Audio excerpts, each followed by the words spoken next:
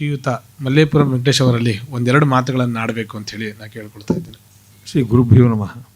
ಹರಿವು ಒಂದು ಒಳ್ಳೆಯ ಕಾರ್ಯಕ್ರಮಕ್ಕೆ ನನ್ನನ್ನು ಆಹ್ವಾನಿಸಲಿಕ್ಕಾಗಿ ನಾನು ವಿಶೇಷವಾಗಿ ಡಾಕ್ಟರ್ ವೀರನಾರಾಯಣ ಪಾಂಡುರಂಗಿ ಅವರಿಗೆ ನಾನು ಕೃತಜ್ಞನಾಗಿದ್ದೇನೆ. ಕರ್ನಾಟಕ ಸಂಸ್ಕೃತ ವಿಶ್ವವಿದ್ಯಾಲಯ ಕೃಷ್ಣ ಭಕ್ತಿ ಪೀಠ ಈಗ ಆರಂಭ ಮಾಡಿದ್ದಾರೆ ಮತ್ತು ಅಖಿಲ ಭಾರತ ಮಾಧವ ಮಹಾಮಂಡಲ ಈ ಸಂಯುಕ್ತ ಆಶ್ರಯದಲ್ಲಿ ಸಂಸ್ಕೃತೋತ್ಸವ ಮತ್ತು ಕೃಷ್ಣಾಮೃತಂ ಭಾಗವತ ವಾಚನ ಪ್ರವಚನ ಈ ಕಾರ್ಯಕ್ರಮದಲ್ಲಿ ಇಲ್ಲಿ ನೆರೆದಿರುವ ಎಲ್ಲ ವಿದ್ವಾನ್ಮಣಿಗಳಿಗೆ, ಭಾಗವತದ ಆಸಕ್ತರಿಗೆ ನನ್ನ ಪ್ರಣಾಮಗಳನ್ನು ಸಲ್ಲಿಕೆ ಮಾಡಿ, ಭಕ್ತಿ ಅನ್ನೋದು ಕಲಿಯುಗದ ಬಹಳ ಮುಖ್ಯವಾದ ಪ್ರಸಕ್ತಿ. ಜ್ಞಾನ ಕರ್ಮ ಅನ್ನೋದು ಎರಡು ಸಮುಚ್ಚಯ ತತ್ವಗಳು. ಜ್ಞಾನ ಕರ್ಮ ಜೊತೆಗೆ ಭಕ್ತಿ ಸೇರಿದ್ರೆ ಆ ಭಕ್ತಿಗೆ ಒಂದು ವೈಶಾಲ್ಯತೆ ಬರುತ್ತೆ. ಈಗ ಜ್ಞಾನಕ್ಕಾಗಲಿ ಕರ್ಮಕ್ಕಾಗಲಿ ಈ ಯುಗದಲ್ಲಿ ಮತ್ತು ಇವತ್ತಿನ ಭಾರತದ ಈ ಹೊತ್ತಿನಲ್ಲಿ ಜ್ಞಾನಕ್ಕಿಂತ ಕರ್ಮಕ್ಕಿಂತ ಹೆಚ್ಚು ಭಕ್ತಿಯಿಂದ ಭಗವಂತನ ಸನ್ನಿಧಿಗೆ ಹೋಗೋದಕ್ಕೆ ಸಾಧ್ಯ ಅನ್ನೋದು. ಭಗವಂತನ ಸನ್ನಿಧಿಗೆ ಹೋಗೋದಕ್ಕೆ ಅನೇಕ ಮಾರ್ಗಗಳಿವೆ, ಆದರೆ ಆ ಮಾರ್ಗದಲ್ಲಿ ಈ ಹೊತ್ತು ನಮಗೆ ಭಕ್ತಿಯೇ ಮುಖ್ಯ. ಅದಕ್ಕಾಗಿ ಯಾವ ಭಕ್ತಿ? ಅದು ಕೃಷ್ಣ ಭಕ್ತಿ. ಕೃಷ್ಣ ಒಬ್ಬನೇ ತುಂಬ ಪ್ರೀತಿವಂತ, ಏಕೆಂದರೆ ಲೋಕಪ್ರಿಯ ಅವನೊಬ್ಬನೇ. ಇನ್ನು ಯಾವ ದೇವತೆಗಳಿಗೂ ಅದು ದಕ್ಕಿಲ್ಲ ನೋಡಿ. ಕೃಷ್ಣ ಭಕ್ತಿ ಅಂದ ತಕ್ಷಣ, ಕೃಷ್ಣ ಅಂದ ತಕ್ಷಣವೇ ಅವನನ್ನು ನಮ್ಮ ಆತ್ಮೀಯ ಸಖನಾಗಿ ನೋಡ್ತೀವಿ ನಾವು. ಸಖೇನ ಸಖಿಯು ಭಗವದ್ಗೀತೆಯ ಮಾತನ್ನು ನೆನಪು ಮಾಡಿಕೊಂಡ್ರೆ ಅವನು ಎಲ್ಲರಿಗೂ ಅವನು ಸಖನೇ, ನಮಗೂ ಪ್ರಿಯನಾದವನೇ. ಯಾರು ಈ ಜಗತ್ತಿನಲ್ಲಿ ಯಾರಿಗೆ ಪ್ರಿಯನಲ್ಲ ಕೃಷ್ಣ? ಹಾಗಾಗಿ ಕೃಷ್ಣನ ಜೊತೆಗೆ ನಾವು ಸರಸ ಮಾಡ್ಬೋದು, ಅವನ ಜೊತೆಗೆ ಒಂದಷ್ಟು ತಮಾಷೆ ಮಾಡ್ಬೋದು, ಆತನ ಜೊತೆಗೆ ನಾವು ಉಲ್ಲಾಸದಿಂದ ಇರ್ಬೋದು. ಅವನೇ ನನ್ನ, ನೀನೇ ನನ್ನ ಪ್ರಾಣ ಅನ್ಬೋದು. ಅವನು ತಂದೆಯೂ ಹೌದು, ತಾಯಿಯೂ ಹೌದು, ಗುರುವೂ ಹೌದು, ಎಲ್ಲವೂ ಕೃಷ್ಣನೇ ಆಗ್ತಾನೆ. ನಮಗೆ ಬೇಕಾದದ್ದು ನಮಗೆ ಈಗಾಗಲೇ ಹಿರಿಯರಾದ ನಾಗಸಂಪಿಗೆ ಅವರು ಹೇಳಿದಾಗೆ, ನಾವು ಭಗವಂತನ ಸನ್ನಿಧಿಗೆ ಹೋಗೋದಕ್ಕೆ ಅನೇಕ ಮಾರ್ಗ ಇದೆ, ಅದು ಅವರವರಿಗೆ ಸೇರಿದ್ದು. ಆದರೆ ಸಾಮೂಹಿಕವಾಗಿ ಯೋಚನೆ ಮಾಡಿದ್ರೆ ಇವತ್ತು ನಾವು ಅವನನ್ನು ಗುಣಗಳನ್ನು ಆರಾಧನೆ ಮಾಡಬೇಕು. ಏಕೆಂದರೆ ನಾವು ಒಬ್ಬ ವ್ಯಕ್ತಿ ಬಗ್ಗೆ ನಮಗೆ ಪ್ರೀತಿ ಹುಟ್ಟೋದು ಯಾವಾಗ ಅಂತಂದರೆ, ಈಗ ನನಗೆ ವೀರನಾರಾಯಣ ಪಾಂಡುರಂಗಿ ಬಗ್ಗೆ ಪ್ರೀತಿ ಹುಟ್ಟುತ್ತಪ್ಪ. ಈ ಪ್ರೀತಿ ಹುಟ್ಟೋದಕ್ಕೆ ಕಾರಣಗಳು ಬೇಕಲ್ಲ. ಆ ಕಾರಣಗಳು ಯಾವುದು ಅಂದರೆ ಅವ್ರ ಬಗ್ಗೆ ಇರೋ ಗೌರವ, ಅವರ ವಿದ್ವತ್ತಿನ ಬಗ್ಗೆ ಇದು, ಮತ್ತು ಅವರು ನಮ್ಮ ಜೊತೆ ನಡ್ಕೊಳ್ಳೋ ರೀತಿ, ಅವರು ನಮಗೇನೋ ಯಾವುದೋ ಸಂದರ್ಭದಲ್ಲಿ ಮಾಡಿದ ಸಹಾಯ, ಅವರು ನಮಗೆ ಇನ್ಯಾವುದೋ ಸಂದರ್ಭದಲ್ಲಿ ತಿಳಿಸಿದಂಥ ಕೆಲವು ಸಲಹೆ, ಈ ಎಲ್ಲವೂ ಕೂಡ ಏನು ಮಾಡುತ್ತೆ, ಅವರ ಗುಣದ ಆಧಿಕ್ಯದಿಂದಾಗಿ ನಾವು ಅವ್ರ ಮೇಲೆ ಒಂದು ವಿಶೇಷವಾದ ಮಮತೆ, ಪ್ರೀತಿ ಎಲ್ಲ ಬೆಳೀತಾ ಹೋಗುತ್ತೆ. ಈ ಪ್ರೇಮ ಅನ್ನೋದು ಅಲ್ಲಿ ನಿಂತಿದೆ ಅದು. ಹಾಗಾಗಿ ಇಡೀ ನಮ್ಮ ಭಾರತದ ಸಾರಸ್ವತ ಸಂಪತ್ತಿನೆಲ್ಲ ಈ ಪ್ರೇಮ ಅನ್ನೋದು ಬಹಳ ಮುಖ್ಯವಾದಂಥದ್ದು. ಗೀತಗೋವಿಂದದ ಒಳಗಡೆ ಇರೋದು ಈ ಪ್ರೇಮವೇ, ರಾಧಾ ಮತ್ತು ಕೃಷ್ಣ, ರಾಧಾಕೃಷ್ಣರ ಪ್ರೇಮ. ಮುಂದೆ ಅದಕ್ಕೆ ಅನೇಕ ರೀತಿ ವಲ್ಲಭಾಚಾರ್ಯರ ತತ್ವಜ್ಞಾನದಲ್ಲೂ ಕೂಡ ಈ ಭಕ್ತಿಯ ಪ್ರಮೇಯ ಬೆಳೆಯುತ್ತೆ. ಚೈತನ್ಯ ಸಂಪ್ರದಾಯದಲ್ಲಿ ಬಂಗಾಳದಲ್ಲಿ ಆ ಭಕ್ತಿಯ ಪರಾಕಾಷ್ಠೆ ಒಂದು ಹಂತ ತನಕ ಮುಟ್ಟುತ್ತೆ ಚೈತನ್ಯದಿಂದ. ಹಾಗಾಗಿ ಅವರು ಎಲ್ಲ ಹಂತಗಳಲ್ಲೂ ಒಂದು ಕ್ಷೇತ್ರ ನಿಂತ ಕ್ಷೇತ್ರವೆಲ್ಲ ಅವ್ರಿಗೆ ಪವಿತ್ರ ಕ್ಷೇತ್ರ ಆಗಿಬಿಡುತ್ತೆ. ಬರೀ ಸ್ಥಳ ಅಲ್ಲ, ಅಲ್ಲವೂ ಕ್ಷೇತ್ರವಾಗುತ್ತೆ, ಅದು ಕೃಷ್ಣ ಕ್ಷೇತ್ರವಾಗುತ್ತೆ. ಇಂಥದ್ದೊಂದು ಒಳ್ಳೆಯ ಭಾಗವತ ದಕ್ಷಿಣದಿಂದ ಉತ್ತರ ಭಾರತಕ್ಕೆ ಹೊರಟಂಥ ಒಂದು ದೊಡ್ಡ ದಿಗ್ವಿಜಯವೇ ನಮ್ಮದು. ನಾವು ಉತ್ತರ ಭಾರತದಾದ್ಯಂತ ವ್ಯಾಪಿಸ್ಕೊಂಡಿದ್ದು ಭಾಗವತದಿಂದ. ಮಹಾಭಾರತ ಮತ್ತು ರಾಮಾಯಣ ಎಷ್ಟು ಮುಖ್ಯವಾದದ್ದು, ಭಾಗವತವೂ ಅಷ್ಟೇ ಮುಖ್ಯವಾದದ್ದು. ಆ ಭಾಗವತದ ಮುಖ್ಯ ತಿರುಳು, ಬನಂಜಿಯವರು ನನ್ನ ಜೊತೆಗೆ ಅನೇಕ ಸರಿ ಮಾತಾಡ್ತಾ ಹೇಳ್ತಾ ಇದ್ದಿದ್ದು, ಭಾಗವತದ ತಿರುಳನ್ನು, ಅದರ ಪ್ರಾಣವನ್ನು ಹಿಡಿಬೇಕಾದೊಂದು ಅಗತ್ಯ ಇದೆ. ಆ ಪ್ರಾಣ ಯಾವುದು ಅಂದರೆ ಭಕ್ತಿ ಅಂತ. ಭಾಗವತದಲ್ಲಿರುವ ಭಕ್ತಿ ಎಷ್ಟು ಉತ್ಕಟವಾದದ್ದು ಇನ್ನೆಲ್ಲೂ ಇಲ್ಲ ಅಂತ. ಹಾಗಾಗಿ ಹರೇ ಕೃಷ್ಣ ಪಂಥದವರು ಭಾಗವತವನ್ನೇ ಗಟ್ಟಿಯಾಗಿ ಹಿಡ್ಕೊಂಡ್ರು. ಅವರು ರಾಮಾಯಣ ಮಹಾಭಾರತ ಬಿಟ್ಟರು. ಭಾಗವತದ ಮೂಲಕ ಇಡೀ ದೇಶ ವಿದೇಶಗಳನ್ನೆಲ್ಲ ಓಡಾಡಿದ್ರು, ಮಂಟಪಗಳನ್ನು ಕಟ್ಟಿದ್ರು, ದೇವಸ್ಥಾನ ನಿರ್ಮಾಣ ಮಾಡಿದ್ರು. ನೋಡಿ, ಈ ಭಕ್ತಿ ಅನ್ನೋದು ಒಂದು ನಮ್ಮ ಕಲೆಗೆ ಮೂಲ ಸ್ಥಾಯಿ ಆಯಿತು. ಇವತ್ತಿನ ಸಂಗೀತದಲ್ಲೂ ನಿಮಗೆ ಭಕ್ತಿ ಬಿಟ್ಟರೆ ಸಂಗೀತದಲ್ಲೂ ಸುಮ್ಮನೆ ನೀವು ಏನೂ ಮಾತಾಡೋಕ್ಕಾಗೋಲ್ಲ. ಈಗ ತ್ಯಾಗರಾಜ ಮಹಾಭಾಗವತರ ಕೀರ್ತನೆಗಳು ಕೇಳಿ, ಮುತ್ತುಸ್ವಾಮಿ ಅಲ್ಲ, ಮೂಲತಃ ಅದು ಮುದ್ದುಸ್ವಾಮಿ ದೀಕ್ಷಿತರು. ಆಮೇಲೆ ಪಾಪನಾಶ ಶಿವನ್ ತಗೊಳ್ಳಿ, ತಿರುನಾಳವ್ರು ತಗೊಳ್ಳಿ, ಯಾರೇ ತಗೊಳ್ಳಿ, ಭಕ್ತಿ ಪುರಂದರದಾಸರಿಂದ, ಅದಕ್ಕಿಂತ ವಾದಿರಾಜರಿಂದ, ಅದಕ್ಕಿಂತ ಮುಂಚೆ ಆಚಾರ್ಯ ಮಧ್ವರಿಂದ ಶುರುವಾದದ್ದು. ವಾದಿರಾಜ ಬಂದು, ವಾದಿರಾಜದಿಂದ ನರಹರಿ ತೀರ್ಥರು ಬಂದು, ಆಮೇಲೆ ಪುರಂದರದಾಸರ ಕನಕದಾಸರಿಂದ ಅದು ಉದ್ಬೋಧಕವಾಗುತ್ತೆ. ಅಂದರೆ ಈ ಭಕ್ತಿ ಅನ್ನೋದು ಎಲ್ಲ ಕಲೆಗಳ ಮೂಲ ಒಂದು ಪ್ರಾಣಶಕ್ತಿ ಅಂತ ನಾನು ತಿಳ್ಕೊಂಡು, ಇಂಥ ಪ್ರಾಣಶಕ್ತಿ ಆದಂಥದ್ದನ್ನು ಭಕ್ತಿಯನ್ನು ಕೃಷ್ಣ ಭಕ್ತಿ ಪೀಠ ಆರಂಭ ಮಾಡಿದ ನಮ್ಮ ವೀರಣ್ಣ ಪಾಂಡುರಂಗ ಆಚಾರ್ಯರು. ಹಾಗಾಗಿ ನಿಮ್ಮೆಲ್ಲರ ಪರವಾಗಿ ವೈಯಕ್ತಿಕವಾಗಿ ಅವರಿಗೆ ಅಭಿನಂದನೆಗಳನ್ನು ಹೇಳ್ತಾ, ಈ ಕಾರ್ಯಕ್ರಮದಲ್ಲಿ ನನಗೆ ಗೊತ್ತಿರಲಿಲ್ಲ, ನಿನ್ನೆ ಆಚಾರ್ಯರು ನನಗೆ ಕಳಿಸಿದ್ದೆ, ನಿನ್ನೆ ಬೆಳಿಗ್ಗೆ ಹೇಳಿದ್ರು. ಆದರೆ ನಾನೊಂದು ಕಾರ್ಯಕ್ರಮ ಒಪ್ಕೊಂಡಿದ್ದೆ. ಹಾಗಾಗಿ ನಾನು ಆ ಕಾರ್ಯಕ್ರಮ ಮುಗಿಸಿ ಅರ್ಧ ಅಂತ ನಿಲ್ಲಿಸಿ, ನಾವು ಕೃಷ್ಣಾಜ್ ಕುತ್ಪಾಡಿಯವರ ಇದಿದೆ, ಅವರ ವಾಚನ ಇದೆ, ಅವರ ವ್ಯಾಖ್ಯಾನ ಇದೆ, ವಾಚನಕ್ಕೆ ಇದ್ದಾರೆ. ನಿಮ್ಮ ಭಾಗವತದ ವಾಚನ ಮತ್ತು ವ್ಯಾಖ್ಯಾನ ಕೇಳಬೇಕು ಅಂತ ನನಗೊಂದು ಆಸೆ ಇತ್ತು. ಯಾಕೆಂದ್ರೆ ನಾವು ಕುಮಾರಸ ಭಾರತ, ತೊರವೆ ನರಹರಿಯ ರಾಮಾಯಣ ಇತ್ಯಾದಿಗಳೆಲ್ಲ ನಾವು ಕನ್ನಡದಲ್ಲಿ ವಾಚನ ವ್ಯಾಖ್ಯಾನ ಕೇಳ್ತೀವಿ. ಸಂಸ್ಕೃತದಲ್ಲಿ ವಾಚನ ವ್ಯಾಖ್ಯಾನ ಆಗಬೇಕು ಅನ್ನೋದು ಒಂದು ಅಪೇಕ್ಷೆ ನನಗೆ ಭಾಳ ಹಿಂದಿನಿಂದಿತ್ತು. ಅದಕ್ಕಾಗಿ ಹಿಂದೆ ಗಿರೀಶ್ಚಂದ್ರ ಪ್ರಭಾರಿ ಕುಲಪತಿ ಆಗಿದ್ದಾಗ ಅವ್ರಿಗೆ ಹೇಳಿದೆ, ಕನ್ನಡದ ಸಂಸ್ಕೃತದ ಪಂಚಮಹಾಕಾವ್ಯಗಳನ್ನು ಈ ರೀತಿ ಒಂದು ವಾಚನ ವ್ಯಾಖ್ಯಾನಕ್ಕೆ ಪ್ರಸಂಗ ತೊಗೊಂಡು ಮಾಡಿ ಜನಕ್ಕೆ ಹೆಚ್ಚು ಮುಟ್ಟುತ್ತೆ ಅಂತ. ಈಗ ಅಂತಂದರೆ ಈಗ ವಾಚನ ವ್ಯಾಖ್ಯಾನ ಆ ರೀತಿ ಮುಟ್ಟೋದಕ್ಕೆ ಮಾತ್ರ ಸಾಧ್ಯ. ಬರೀ ವ್ಯಾಖ್ಯಾನ ಮಾಡಿದ್ರೆ ಜನರ ಮನಸ್ಸಲ್ಲಿ ಎಷ್ಟು ಉಳಿಯುತ್ತೋ ಗೊತ್ತಿಲ್ಲ. ಆದರೆ ವಾಚನವೂ ಮಾಡಿದ್ರೆ, ವಾಚನ ಮಾಡ್ತಾ ಇದ್ದಾಗ ಅದರದ್ದೊಂದು ನಾದದ ಒಂದು ಗುಂಪಾಗಿರುತ್ತೆ. ಆ ನಾದ ಹೆಚ್ಚು ನಮ್ಮ ಒಳಗಡೆ ಇಳಿಯುತ್ತೆ. ಈ ವಾಚನ ಜೊತೆಗೆ ವ್ಯಾಖ್ಯಾನವಾದರೆ ಅದೆರಡೂ ಕೂಡ ಹದವಾಗಿ ಬೇರುತ್ತೆ. ಅದು ಒಂದು ಗಂಡ ಹೆಂಡತಿ ಇದ್ದಂಗೆ ಸಂಯೋಗ. ಅದು ಆ ಸಂಯೋಗದಲ್ಲಿಯೇ ನಮಗೆಲ್ಲರಿಗೂ ಒಂದು ತುಷ್ಟಿಪುಷ್ಟಿಯನ್ನು ಮಾತನ್ನು ಬಳಸಿದ್ರು. ನಿಜವಾದ ಅರ್ಥದಲ್ಲಿ ನಿಮಗೆ ತುಷ್ಟಿ ಮತ್ತು ಪುಷ್ಟಿ ಎರಡೂ ಬೇಕಾಗಿದೆ ಇವತ್ತು. ಆ ತುಷ್ಟಿಪುಷ್ಟಿಯನ್ನು ಆ ವಾಚನ ವ್ಯಾಖ್ಯಾನದ ಇಬ್ಬರು ಮಹನೀಯರು ಒದಗಿಸ್ಕೊಡ್ತಾರೆ. ಇಂಥದ್ದೊಂದು ಕಾರ್ಯಕ್ರಮದಲ್ಲಿ ಭಾಗವಹಿಸೋದಕ್ಕೆ ನನಗೆ ಅನುವು ಮಾಡಿಕೊಟ್ಟಿದ್ದಕ್ಕಾಗಿ ಆ 3 ಸಂಸ್ಥೆಗಳಿಗೆ, ವಿಶೇಷವಾಗಿ ನಮ್ಮ ವೀರನಾರಾಯಣ ಪಾಂಡುರಂಗಿ ಅವರಿಗೆ, ಪಾಪ ಪಾಂಡುರಂಗಿ ಅವರು ಅದೆಲ್ಲೋ ಒಂದು ಕಡೆ ಉತ್ತರ ಭಾರತದಲ್ಲಿ ಉಳಿದಿದ್ದರು. ಅವರು ಇಲ್ಲಿ ಬಂದು ನಮ್ಮ ವಿಶ್ವವಿದ್ಯಾಲಯದ ಪ್ರಾಧ್ಯಾಪಕರಾಗಿ ಇಲ್ಲಿನ ಎಲ್ಲರಿಗೂ ಬೇರೆ ತಮ್ಮದೇ ಆದಂಥ ವರ್ಚಸ್ಸಿಂದ ಒಳ್ಳೆ ವಿದ್ವಾಂಸ ಮಾಡಬೇಕಾದ ಕೆಲಸಗಳು ತುಂಬ ಇವೆ ಅವರಿಂದ. ಅದಾಗಲಿ, ಈ ಅಧಿಕಾರದ ಕಡೆ ಹೋಗಬೇಡ್ರಿ, ಯಾವ ಸ್ಥಾನಮಾನವೂ ಬೇಡ, ನೀವು ಸಾರಸ್ವತವನ್ನು ಚೆನ್ನಾಗಿ ಗಟ್ಟೆ ಹಿಡೀರಿ. ಏಕೆಂದರೆ ಅಧಿಕಾರ ಮಾಡ್ತಕ್ಕಂಥ ನಮ್ಮಂಥ 10 ಜನ ಇರ್ತಾರೆ. ಆದರೆ ವಿದ್ವತ್ತಿನಲ್ಲಿ, ಸಾರಸ್ವತ ಸಂಪತ್ತಲ್ಲಿ ಮುಳುಗಿ ಅದರಲ್ಲಿ ಮುತ್ತುವರ್ತೆಗಳು ತರಬೇಕಾದ ಅಗತ್ಯ ಇದೆ. ಅಂಥ ಮುತ್ತುವರ್ತೆಗಳು ತರತಕ್ಕಂಥ ಸಾಮರ್ಥ್ಯ ತುಂಬ ಕಡಿಮೆ ಜನಕ್ಕೆ ಇರೋದು ಇವತ್ತು. ಅಂಥವರಲ್ಲಿ ನೀವು ಒಬ್ಬರು ಅನ್ನೋದಕ್ಕೆ ನನಗೆ ತುಂಬ ಹೆಮ್ಮೆ ಮತ್ತು ಅಭಿಮಾನ. ನಮಸ್ಕಾರ.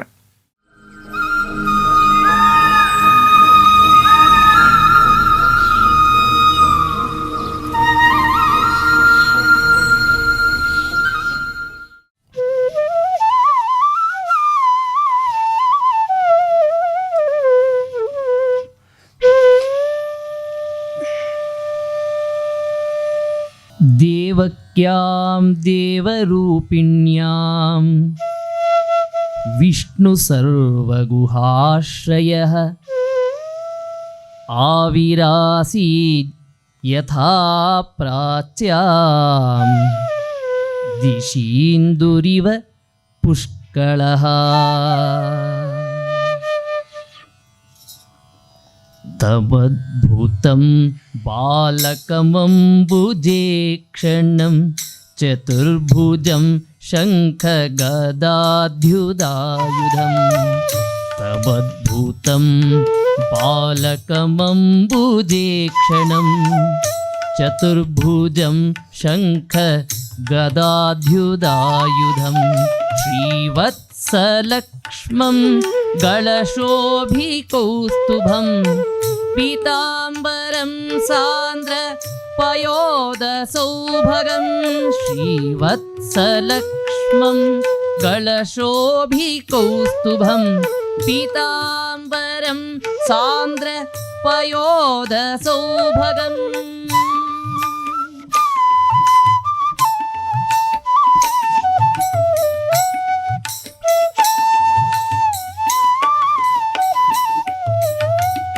महार्हवैडूर्य किरीटकुण्डलद्विषापरिष्वक्त सहस्रकुन्तलं महार्हवैढूर्य किरीटकुण्डलद्विषापरिष्वक्त सहस्रकुन्तलम् उद्धामकाञ्चन्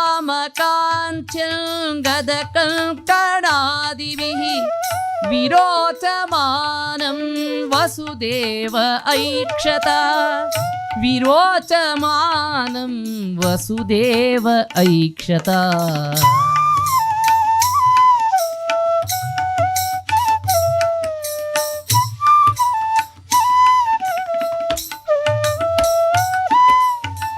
सविस्मयोत्पुल्ल विलोचनो हरिं सुतं विलोक्यानकदुन्दुभिस्तदा सविस्मयोत्पुल्ल विलोचनो हरिं सुतं विलोक्यानकदुन्दुभिस्तदा कृष्णावतारोत्सव सम्भ्रमोत्पृशन् कृष्णावतारोत्सव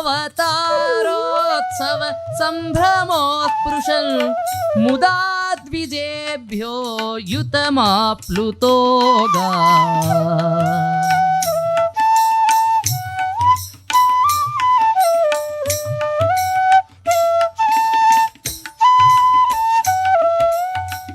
अथैनमस्तौदवधार्य पूरुषं परं नताङ्गकृतधीकृताञ्जलिः अथैनमस्तौदवधार्य पूरुषं परं नताङ्गकृतधीकृताञ्जलिः स्वरोतिषा भारतसूतिकागृहं स्वरोतिषा भारतसूतिकागृहं विरोचयन्तं गतभिः प्रभाववित् विरोचयन्तं गतभिः प्रभाववित्.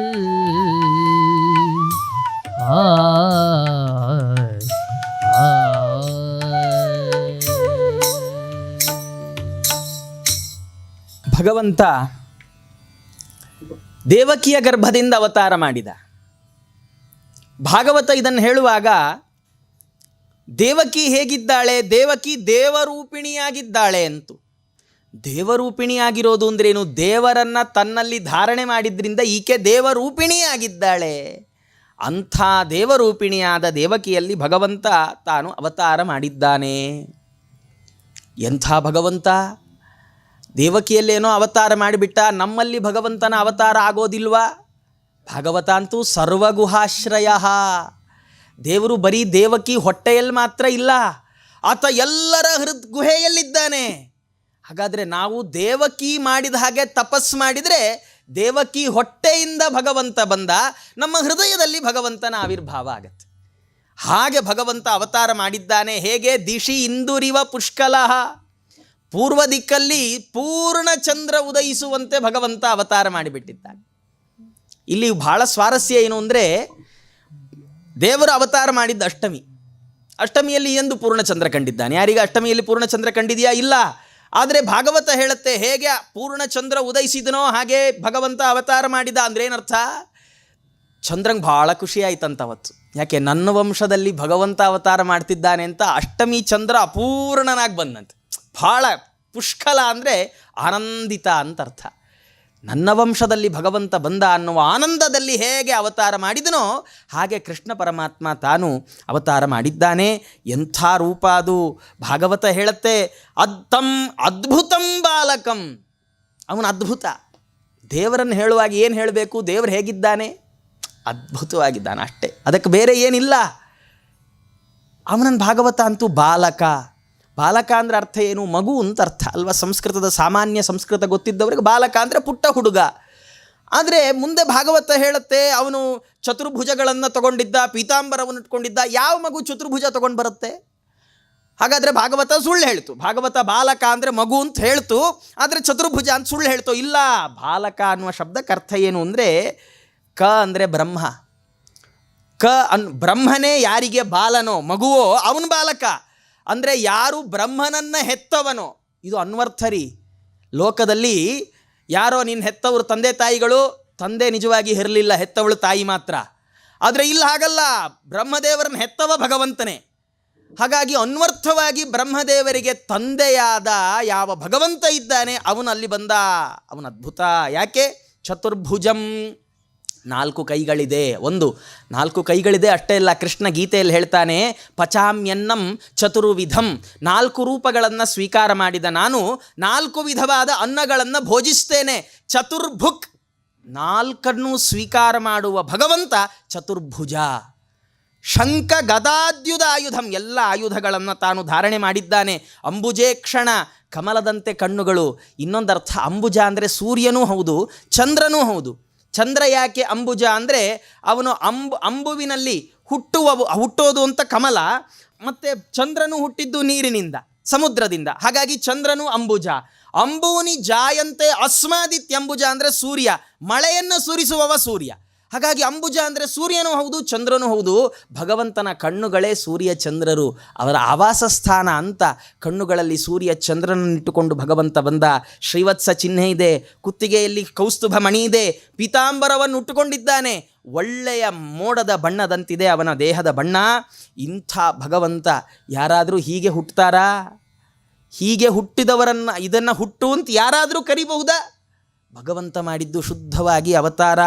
ಇಂಥ ಅವತಾರವನ್ನು ಹೀಗೆ ವಸುದೇವ ನೋಡಿದ. ಹೇಗೆ ನೋಡಿದ?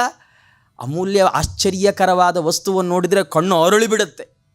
ವಿಸ್ಮಯೋತ್ಫುಲ್ಲ ವಿಲೋಚನ, ಕಣ್ಣು ಅರಳಿಸಿಕೊಂಡು ನೋಡ್ದ. ಯಾಕೆ ಕಣ್ಣರಳಿಸ್ಕೊಂಡು ನೋಡ್ದ? ಕಣ್ಣರಳಿಸುವಂಥದ್ದು ಏನಿತ್ತು ಅಂದರೆ, ಭಾಗವತ ಹೇಳ್ತು, ಹರಿಂ ಸುತಂ ವಿಲೋಕ್ಯ, ಹರಿ ಸುತ ಆಗಿ ಬಂದುಬಿಟ್ಟಿದ್ದಾನಲ್ಲ, ಅವನಿಗೆ ಭಾಳ ಸಂತೋಷ ಆಯಿತು, ಭಾಳ ಆಶ್ಚರ್ಯ ಆಯಿತು. ಭಗವಂತನೇ ನನಗೆ ಮಗ ಆಗಿಬಿಟ್ಟಿದ್ದಾನೆ ಅಂತ ನೋಡಿದ. ಏನು ಮಾಡಿದ? ನಮಗೆಲ್ಲ ಖುಷಿಯಾದರೆ ನಾವು ಮಾಡೋ ಕೆಲಸ ಮರಿತೇವೆ. ಎಷ್ಟೋ ಬಾರಿ ಕೃಷ್ಣಾಷ್ಟಮಿ ಉತ್ಸವಕ್ಕೆ ಹೊರಡುವ ಭರದಲ್ಲಿ ಸಂಧ್ಯಾವನ್ನೇ ಮರ್ತು ಹೋಗುತ್ತೆ. ಮಾಡೋ ಕೆಲಸ ಮರೆತು ಖುಷಿ ಪಡುವವ್ರು ನಾವಾದರೆ ಅದಕ್ಕೆ ದೇವರು ನಮಗೆಲ್ಲ ಮಗ ಆಗಿ ಬರಲಿಲ್ಲ, ವಸುದೇವನಿಗೆ ಬಂದ. ಯಾಕೆ? ವಸುದೇವ ಏನು ಮಾಡ್ದ? ಭಾಗವತ ಹೇಳುತ್ತೆ, ಕೃಷ್ಣಾವತಾರೋತ್ಸವ ಸಂಭ್ರಮ ವಸುದೇವ. ಮೊದಲು ಸ್ನಾನ ಮಾಡಿದ. ಸ್ನಾನ ಮಾಡಿ ದ್ವಿಜೇಭ್ಯ ಅವನು 10,000 ಗೋದಾನ ಮಾಡ್ತೇನೆ ಅಂತ ಸಂಕಲ್ಪ ಮಾಡಿದ್ದಂತೆ. ಮೊದಲು ಮಾಡಬೇಕಾದ ಕೆಲಸ ಏನು? ಮಗು ಹುಟ್ಟಿದ ಕೂಡಲೇ ಮಗುವಿಗೆ ಶ್ರೇಯಸ್ಸಾಗಲಿ ಅಂತ ಹೇಳಿ ದಾನ ಮಾಡಬೇಕು. ಆ ದಾನ ಮಾಡಲಿಕ್ಕೆ ಅವನು ನಿಜವಾಗಿ ಕಾರಾಗಾರದಲ್ಲಿದ್ದಾನೆ, ಅವನ ಹತ್ರ 10,000 ಹಸುನೇ ಇಲ್ಲ. ಆದರೆ ಅವನಿಗೆ ನಿಶ್ಚಯ ಗೊತ್ತೇನೋ, ನಮ್ಮನೆಗೆ ಲಕ್ಷ್ಮೀಪತಿ ಬಂದಿದ್ದಾನೆ, ದೇವರೇ ನಮ್ಮನೆಗೆ ಬಂದ ಮೇಲೆ ನನ್ನ ಹತ್ರ ಇಲ್ಲ ಅನ್ಬಾರ್ದು, ಸಂಕಲ್ಪ ಮಾಡಬೇಕು. ಸಂಕಲ್ಪ ಮಾತ್ರ ಮಿಚ್ಛಾವ. ಭಾಗವತ ಹೇಳುವಾಗ ಭಗವಂತನ ವಿಷಯದಲ್ಲೊಂದು ಸಂಕಲ್ಪ ಮಾಡಿದರೆ, ಸಂಕಲ್ಪ ಮಾಡಬೇಕು, ದೇವರಿಗೆ ಹೇಳಬೇಕಂತ, ಸ್ವಾಮಿ ನಾ ಸಂಕಲ್ಪ ಮಾಡಿದೆ, ನಿನ್ನನ್ನು ನಂಬ್ಕೊಂಡು ನಡೆಸೋ ಜವಾಬ್ದಾರಿ ನಿಂತು. ಹಾಗಾಗಿ ಭಗವಂತ ಅವತಾರ ಮಾಡಿದ ಕೂಡಲೇ ಅವನು ಗೋವನ್ನು ದಾನ ಮಾಡ್ತೇನೆ ಅಂತ ಸಂಕಲ್ಪ ಮಾಡಿದ. ಸಂಕಲ್ಪ ಮಾಡಿ ಕೈ ಮುಗಿದ. ಅವನಿಗೆ ಭಯ ಎಲ್ಲ ಹೊರಟೋಯ್ತು. ಭಗವಂತನ ಪ್ರಭಾವವನ್ನು ಆತ ತಿಳಿದಿದ್ನಲ್ಲ, ಎಲ್ಲ ಭಯ ಹೋಯಿತು. ಕೈ ಮುಗಿದು ಅತ್ಯದ್ಭುತವಾದ ರೀತಿಯಲ್ಲಿ ತಾನು ಸ್ತೋತ್ರ ಮಾಡಿದ್ದಾನೆ. ಆ ಸ್ತೋತ್ರಕ್ಕೆ ಪ್ರಸನ್ನನಾದ ಭಗವಂತ ತಾನು ವಸುದೇವನಿಗೆ ಆದೇಶ ಮಾಡಿದ್ದಾನೆ, ನಂದಗೋಕುಲಕ್ಕೆ ಕರ್ಕೊಂಡು ಹೋಗು ಅಂತ. ಆ ಕಥೆಯನ್ನು ಮುಂದೆ ನಾವು ನೋಡೋಣ.